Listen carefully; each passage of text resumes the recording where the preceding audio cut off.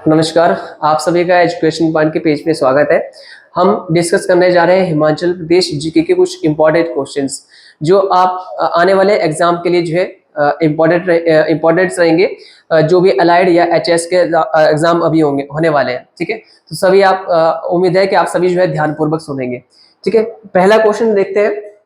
First question है, हिमाचल प्रदेश की विधानसभा को कब भंग किया गया और केंद्र शासित प्रदेश का दर्जा दिया गया, ठीक है। इनकी ये बता रहा है कि हिमाचल प्रदेश विधानसभा को कब जो है भंग करके या फिर डिसॉल्व करके यूटी का दर्जा जो दिया गया था, ठीक है। और तो इसका सही आंसर आपके पास जो ऑप्शंस दिए हैं वो है 1 नवंबर 1956, 1 नवंबर 1966, फिर 1 नवंबर 1954 और 1 नवंबर 1952, ठीक है। तो इनमें से जो सही ऑप्शन है वो कौन सा है, वो है 1 नवंबर 1956 को, ठीक है। इसका थोड़ा सा डिटेल में देखते हैं, थोड़ी सी इसकी जानकारी देते हैं हम। वह ये था कि 1952 में जब चुनाव हुए तो उसका कार्यकाल जो है 56 में खत्म होने वाला था। और 56 में ही जब आप पढ़ते हैं पॉलिटी के अंदर कि जब एबीसी राज्य को खत्म किया गया था तो भारत में जो है पूर्ण राज्य और केंद्र शासित प्रदेश का दर्जा कुछ राज्यों को दिया गया था। तो हिमाचल प्रदेश जो अभी पार्ट सी स्टेट था, तो पार्ट सी स्टेट से जो इसको खत्म करके इसका दर्जा दिया गया यूटी का, ठीक है। तो इसलिए क्वेश्चन यहाँ पे पूछा गया था, विधानसभा को स्थगित किया गया था, भंग भी किया गया था और इसके स्थान पर फिर हिमाचल प्रदेश को केंद्र शासित प्रदेश का दर्जा दिया गया। और फिर हिमाचल प्रदेश में विधानसभा ना देके यहाँ पर क्या दिया गया, फिर क्षेत्रीय परिषद दी गई। और फिर क्षेत्रीय परिषद के यहाँ पे क्या हुए, चुनाव होते हैं। क्षेत्रीय परिषद यहाँ पे चुनाव हुए, कब हुए थे, ये लगभग 1957 के आसपास चुनाव हुए थे इसके। और आप जानते हैं क्षेत्रीय परिषद के अध्यक्ष के बारे में भी पूछते हैं कि क्षेत्रीय परिषद का अध्यक्ष कौन था। तो इसमें जो कांग्रेस पार्टी को बहुमत मिलता है और जो क्षेत्रीय परिषद के जो अध्यक्ष थे वो थे ठाकुर करम सिंह, ठीक है। तो ठाकुर करम सिंह जो है वो क्षेत्रीय परिषद के अध्यक्ष चुने गए थे, ठीक है। तो ये आपने याद रखना है। तो 1956 में 1 नवंबर 1956 को विधानसभा को भंग किया गया था, जो कि ऑफिशियल विधानसभा जो है नहीं थी। ऑफिशियल विधानसभा 1963 में एचपी को दी गई थी, ठीक है। ये था फर्स्ट क्वेश्चन। सेकंड क्वेश्चन की तरफ चलते हैं। सेकंड क्वेश्चन है, गलत कथन का चयन कीजिए। 4 ऑप्शन आपको दिए हैं, आपने बताना है कि गलत कथन जो कौन सा है, ठीक है। पहला कथन है कि मंडी राज्य की नींव 13वीं शताब्दी में बाणसेन द्वारा भिवली में रखी गई थी, ठीक है। ये ठीक है। एक्चुअली जो पहला राजा है जो एक्चुअली में जिसने स्थापना की थी भिवली में वो बाणसेन ही था। हालांकि सुकेत से अलग जब साहूसेन से जब बाहुसेन अलग हुए थे तो वो मंगलौर नामक स्थान पर जो है वो वहां पर रह रहे थे। लेकिन एक्चुअल में जो रियासत का जो नाम आता है तो वहां पर बाणसेन का नाम ही हमको सबसे पहले देखने को मिलता है। तो भिवली में जो है इन्होंने राजधानी स्थापित की थी अपनी 13वीं शताब्दी के आसपास। तो ये कथन जो है ये ठीक है। दूसरा कथन है, मंडी के अंतरराष्ट्रीय शिवरात्रि मेले की शुरुआत राजा सूरज सेन ने की थी, ठीक है। अब ये देखिए, अंतरराष्ट्रीय मेला वर्तमान में इसको दर्जा है, लेकिन अंतरराष्ट्रीय जो मेला मंडी का जो शिवरात्रि मेला है इसकी शुरुआत जो है सूरज सेन ने नहीं की थी, इसकी शुरुआत की थी राजा अजवर सेन ने। अजवर सेन ने जो है इसकी शुरुआत की थी। तो मतलब कि ये कथन क्या होगा, आपका गलत होगा। तो आपने गलत ही चयन करना था इसका, तो आपके पास ये ऑप्शन होना था इसका सही आंसर कि सेकंड जो गलत है, तो मतलब कि ये आपका आंसर जो है ये होना था। पर हमने बाकी भी डिस्कस करना है। तो अजवर सेन ने जब शिवरात्रि मेले की शुरुआत की थी तो इसने ही मंडी शहर की स्थापना भी की थी। आप पढ़ते हैं मंडी शहर की स्थापना जो इसने 1526 के आसपास की थी। और 1526 के आसपास ही इसने जो है मंडी में भूतनाथ मंदिर का निर्माण भी करवाया था, ठीक है। तो ये है सेकंड जो स्टेटमेंट थी। यहाँ पे सूरज सेन ना आके यहाँ पे क्या होगा, अजवर सेन होगा। तो ये जो है ये स्टेटमेंट क्या है, गलत है।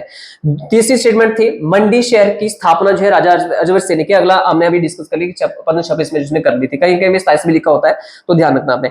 डी ऑप्शन जो है वो है, वर्तमान मंडी जिला जो है 15 अप्रैल 1948 को मंडी और सुकेत 2 रियासतों को मिलाकर बना था, ठीक है। तो ये भी सही है कि जब आप पढ़ते हैं कि जब हिमाचल प्रदेश जो है 15 अप्रैल 1948 को जब हिमाचल प्रदेश का गठन हुआ था 1948 में, तो इसमें जो है कुल 30 रियासतें जो है शामिल हुई थी। इसमें आप पढ़ते हैं कि 26 + 4 रियासतें जो है टोटल मिलाकर 30 रियासतें होती है। तो 30 रियासतों को मिलाकर जब ये हिमाचल प्रदेश का गठन हुआ था तो उसमें आप पढ़ते हैं कि जो 26 है ये 26 शिमला हिल स्टेट्स थी और 4 जो है उनको पंजाब हिल स्टेट्स या पंजाब पहाड़ी रियासतें बोलते हैं। तो 26 जो शिमला हिल स्टेट्स है इनको मिलाकर बनाया गया था महासू जिला, ठीक है। आप पढ़ेंगे इन सभी को मिलाकर महासू जिला बना। अब इन 4 में से एक आप पढ़ते हैं कि एक थी यहाँ पे चंबा रियासत।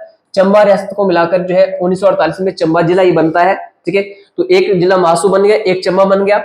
एक सिरमौर रियासत थी, सिरमौर रियासत को मिलाकर जो है इन चार में से हम कर रहे हैं बात की, चार में से एक चंबा होगी, एक सिरमौर होगी, तो सिरमौर में से सिरमौर रियासत को मिलाकर जो सिरमौर डिस्ट्रिक्ट बन गया। ठीक है, और बच गई फिर चार में से दो बच गई, तो दो थी आपके पास, एक थी मंडी और एक थी सुकेत, दोनों को मिलाकर फिर 1948 में मंडी डिस्ट्रिक्ट जो है बना दिया था। ठीक है, तो इस तरह से आप पढ़ते हैं कि 1948 में जो है एचपी का एरिया कितना, तो आपने याद रखना है 1948 में जो एरिया था एचपी का वो था 27,018 किलोमीटर स्क्वायर। ठीक है, जो वर्तमान का एचपी का लगभग आधे से भी कम था। ठीक है, तो आपने ध्यान रखना है। तो आपको इनमें से गलत कथन चयन करना था, तो ये आपके पास था बी ऑप्शन जो गलत था, बाकी आपके पास बिल्कुल सही स्टेटमेंट्स है। ठीक है, नेक्स्ट क्वेश्चन चलते हैं। थर्ड क्वेश्चन है 1948 में हिमाचल की रियासतों का विलय पत्र पर हस्ताक्षर के संबंध में निम्न का मिलान करें। आपने पढ़ा है कि हिमाचल प्रदेश में जब हिमाचल प्रदेश का जब गठन हो रहा था 1948 में, तो जब यहाँ के लोगों ने डिमांड रखी थी केंद्र से कि हम जो है विलय पत्र पर तभी हस्ताक्षर करेंगे जब हमको जो है अलग से एक राज्य दिया जाएगा। ठीक है, तो अब इसलिए के लिए केंद्र ने पहले मना किया था, लेकिन बाद में दोनों पक्षों पर सहमति इस बात पर बनती है कि हम विलय पत्र पर हस्ताक्षर करेंगे, लेकिन केंद्र ने कहा कि हम आपको जो है पूर्ण राज्य का दर्जा ना देके इसको क्या करेंगे, मुख्य आयुक्त प्रांत बनाएंगे। तो इस बात पर जब दोनों पक्षों में सहमति हुई, तो उसके बाद फिर जो है यहाँ के राजाओं जो थे, जो रियासती राजा थे, उन्होंने विलय पत्र पर हस्ताक्षर किए थे। ठीक है, तो अब यहाँ पर आपको बताया है कि किस किस रियासत के राजा ने किस तारीख को जो है सिग्नेचर किए थे विलय पत्र पर। ठीक है, तो पहला आपके पास दिया शिमला पहाड़ी रास्ते। देखिए शिमला पहाड़ी रास्ते वही होगी जो आपके पास 26 शिमला पहाड़ी रास्ते, इनका एक जो है संगठित रूप से एक परिषद बनी थी जिसका अध्यक्ष राजा दुर्गा सिंह था। ठीक है, तो शिमला हिल स्टेट्स का एक गठन बना हुआ था 1947 के आसपास बना था ये, तो इन्होंने इकट्ठे किया था मतलब कि।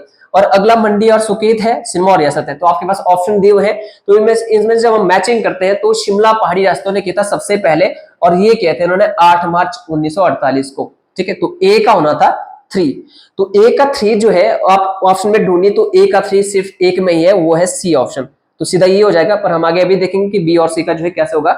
तो शिमला पहाड़ी रियासतों ने मिलकर किया था 8 मार्च 1948 को। इसके बाद आप पढ़ते हैं मंडी रियासत और सुकेत रियासत। हालांकि मंडी रियासत के राजा ने जो है यहाँ पर कोई राजा के अगेंस्ट कोई विद्रोह नहीं हुआ था, लेकिन सुकेत के बारे में आप जो है काफी डिटेल से पढ़ते हैं कि सुकेत में जो है सुकेत सत्याग्रह हुआ था। जो यहाँ का राजा था, उस राजा का नाम था लक्ष्मण सेन।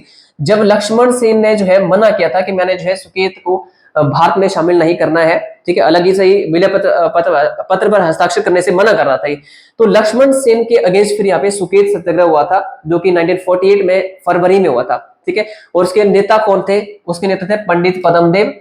ठीक है, याद रखना आपने, पंडित पद्मदेव जो है सुकेत सत्याग्रह के मुख्य नेता थे, और लक्ष्मण सेन जो उसमें राजा था सुकेत का, उसके अगेंस्ट ही हुआ था। और बाद में जब ये दोनों मान गए, बल्कि लक्ष्मण सेन जो है बाद में मान गया था कि बल्कि जब विद्रोह हुआ तो विद्रोह के बाद जिसने सिग्नेचर कर दिए थे, तो मंडी और सुकेत ने दोनों ने जो है मिलकर कब किए सिग्नेचर? तो ये किए थे उन्होंने 14 मार्च 1948 को। ठीक है, तो बी का होना ए ऑप्शन। तो बच गया आपके पास सिरमौर है, तो सिरमौर में हालांकि पहले सिरमौर का राजा भी मना करता, लेकिन इन्होंने बाद में जो है जब वहां पे छोटे मोटे विद्रोह हुए तो उसके बाद इन्होंने कर दिया था 23 मार्च 1948 को। तो इस तरह से जो है ये हिमाचल की रियासतों का जो है विलय पत्र, वैसे रियासत नहीं है, राजा है, यहाँ पे रियासतों का नाम लिखा है मैंने, राजा का नाम नहीं लिखा है। रियासतों और राजा के प्रेसिडेंट को तो वही एक ही बात है कि उन्होंने जो है किस तारीख को सिग्नेचर किए थे, तो ये आपके मैच हो गए। तो ऑप्शन होना था इसका सही ऑप्शन क्या होता? C option. एक जो 3 है और फिर 1 है फिर 2 है। ठीक है, नेक्स्ट क्वेश्चन देखते हैं। अगला क्वेश्चन है निम्न कथनों पर विचार करें और सही विकल्प जो है चुनें। ठीक है, आपने बताना है कि इनमें से जो है सही कथन कौन कौन से। 2 कथन आपके पास दिए हुए हैं। पहला कथन है हिमाचल प्रदेश पंचायती राज अधिनियम 1968 में पारित किया गया था और इसको 15 दिसंबर 1970 को जो है लागू किया गया। ठीक है, विचार करिए थोड़ा सा पे। तो ये हम जब इसको देखते हैं तो ये स्टेटमेंट बिल्कुल ठीक है कि 1968 में जो है हिमाचल प्रदेश पंचायती राज अधिनियम पारित किया गया और इसके तहत फिर 15 दिसंबर 1970 को जो है ये क्या हुआ था? लागू हुआ था एसपी के अंदर। ठीक है, अगली दूसरी स्टेटमेंट है कि प्रदेश में जो है यानी कि हिमाचल प्रदेश में त्रिस्तरीय पंचायती राज व्यवस्था, ठीक है, जिसमें आप पढ़ते हैं कि गांव हो गया और फिर आपके पास वो पंचायत होती है और उसके बाद जिला आता है। ठीक है, तो त्रिस्तरीय पंचायती राज व्यवस्था जो है वो हिमाचल प्रदेश पंचायती राज अधिनियम 1994 में 33वें संवैधानिक संशोधन के अधिनियम के तहत जो है लागू जब किया गया था, तो उसके तहत ये की गई थी। ठीक है, तो यहाँ से अपने पॉलिटी का भी क्वेश्चन बनेगा कि 73rd जो अमेंडमेंट थी जो कि 1992 में 1993 के आसपास जो है वो सॉरी 2 में जो है लागू हुई थी। 1994 में जो लागू हुआ था ये। तो इसके तहत जो है जब ये अधिनियम मतलब जब संविधान संशोधन हुआ था तो उसके तहत फिर पंचायती राज व्यवस्था जो है उसमें त्रिस्तरीय व्यवस्था की जो शुरुआत की जो है इम्प्लीमेंटेशन की गई थी। तो इसमें फिर जो है ये कथन भी सही है कि त्रिस्तरीय पंचायती राज व्यवस्था की जो है हिमाचल प्रदेश में कब हुई थी, तो 1994 में 33वें संवैधानिक संशोधन के तहत जो है की गई थी। दोनों स्टेटमेंट गलत ठीक है मतलब कि, तो इसका सही ऑप्शन क्या होगा, बोथ आर करेक्ट। आपके पास दिया बोथ आर इनकरेक्ट, तो सही दोनों सही है, तो ये ऑप्शन हो जाएगा बोथ आर करेक्ट। ठीक है, अगला क्वेश्चन देखते हैं, फिफ्थ क्वेश्चन है हिमाचल प्रदेश का पहला राज्य वित्त आयोग कब गठित किया गया था। ठीक है, काफी इंपॉर्टेंट क्वेश्चन है क्योंकि अभी आप जानते हैं कि अभी फरवरी के आसपास या मार्च के आसपास बजट जो पेश किया गया था, उसके बाद भी पूछते हैं, एक वित्त आयोग के बारे में पूछा जाता है। तो राज्य का जो पहला वित्त आयोग है, ऑप्शन आपके पास दिया 1993, 1994, 1995 और 1996। तो सही ऑप्शन क्या होगा इसका, सही ऑप्शन है 1994। राज्य का पहला वित्त आयोग जो 1994 में गठित किया गया था। ठीक है, यहां से आपने ध्यान रखना कि भारत में जो है पहला वित्त आयोग कब गठित होता, तो भारत में होता 1951 में। ठीक है, तो आपने याद रखना है कि सी योगी जो इसके पहले अध्यक्ष थे। लेकिन राज्यों के लिए जो वित्त आयोग का जो प्रावधान है वो किया गया था 1994 में। हालांकि 1993 में जो एक अधिनियम आया था, 1993 में जो अधिनियम था उसके तहत फिर राज्यों में भी वित्त आयोग की जो है व्यवस्था की गई थी, और उसके बाद फिर लगभग सभी राज्यों के अंदर बनना शुरू होते हैं, और हिमाचल प्रदेश में फिर जो है 1994 में जो है वित्त आयोग की स्थापना हुई थी। ठीक है, अब वित्त आयोग में थोड़ा आपने रिवाइज करना है कि वित्त आयोग जो है इसका कार्यकाल लगभग 5 वर्ष का होता है, और इसमें जो सदस्य है वो भी 5 ही होते हैं। 5 में से जो एक होगा, एक मुख्य सदस्य होगा, 2 जो है इसमें वो रहेंगे पूर्णकालीन सदस्य, और 2 रहते हैं अंशकालीन सदस्य। ठीक है, तो ये 5 सदस्य टोटल रहेंगे, इसमें 5 साल का लगभग कार्यकाल इसका है। कई बार जो है आगे पीछे हो जाता है, 3 साल का भी होता है, 4 साल का भी हो जाता है। ठीक है, तो वर्तमान में एचपी में जो है वो चल रहा है 7वां वित्त आयोग, क्योंकि अभी जो है 7वां वित्त आयोग गठित हुआ है 2024 में। और क्वेश्चन आपने यहां से याद रखना है कि 7वें वित्त आयोग के जो अध्यक्ष है वो किसको चुना गया है, तो वो है आपके पास नंदलाल। ठीक है, नंदलाल को जो है अभी वर्तमान में जो है हिमाचल प्रदेश 7वें वित्त आयोग के क्या है अध्यक्ष है, नंदलाल है वो। ठीक है, ये आपने याद रखना है। ठीक है, तो ये थे आज के लिए हिमाचल प्रदेश जी के कुछ इंपॉर्टेंट क्वेश्चंस। आई होप आपको जो है जानकारी अच्छी लगी होगी। इसी तरह के और वीडियो देखने के लिए आप जो है एजुकेशन पॉइंट के चैनल से जुड़े रहें। Thank you.